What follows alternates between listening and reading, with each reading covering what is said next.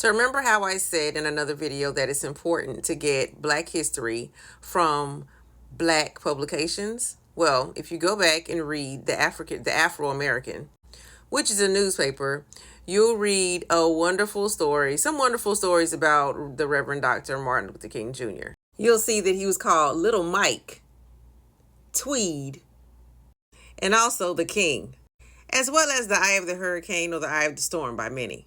It all depends on what angle you're coming from. Tweed, he was called that by his homies growing up. He was called Little Mike because of his father. Now, there's a little bit more to that story when it comes to Little Mike, okay?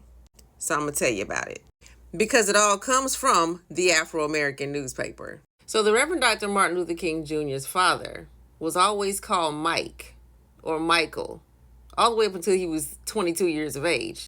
No one told him that his name was Martin. His birth name was Martin. So he always just thought his name was Mike or Michael. This was common back in the day.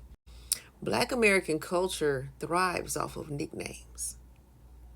So much so that even in vital records, the nicknames were recorded.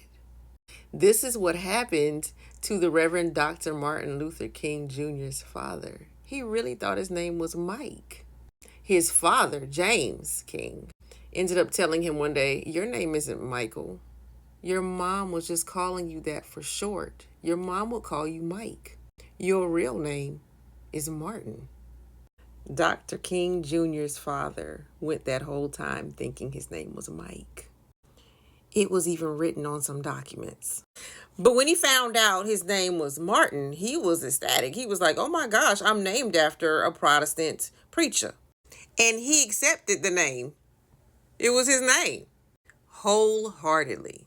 So when the Reverend Dr. Martin Luther King Jr. was born, his name was Martin, named after his father, Martin.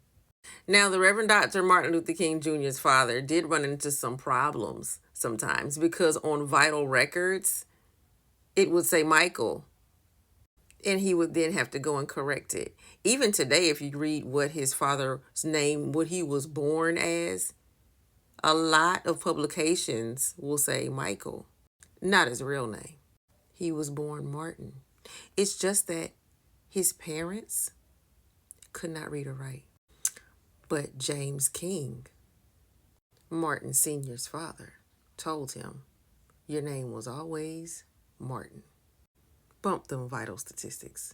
And this is why it's important to always read what African American publications wrote and who they interviewed, because not all publications have that information. And when I say this was common when it comes to African Americans, very common. My own grandfather, may he rest in peace, had 4 names. They did not have his birth name. I knew it, so I went in and corrected it. He was going by like 4 nicknames that he grew up. One was Junior. Happy Reverend Dr. Martin Luther King Jr. Day.